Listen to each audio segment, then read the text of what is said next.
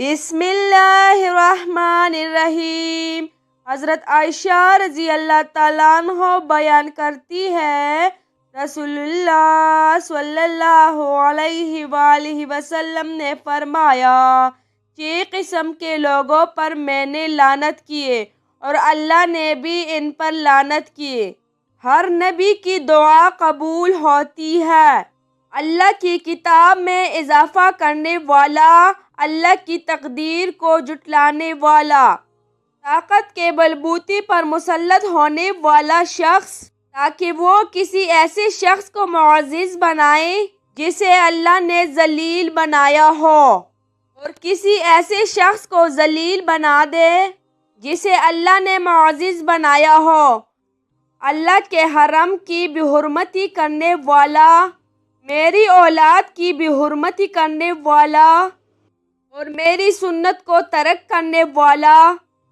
حضرت ابو موسیٰ رضی اللہ تعالیٰ عنہ بیان کرتے ہیں، میں نے رسول اللہ صلی اللہ علیہ وآلہ وسلم کو فرماتے ہوئے سنا، اللہ نے آدم علیہ السلام کو ایک مٹھی بھر مٹی سے، جو اس نے ساری سطح زمین سے حاصل کی تھی، پیدا فرمایا۔ آدم کی اولاد زمین کی رنگت کی مناسبت سے پیدا ہوئی۔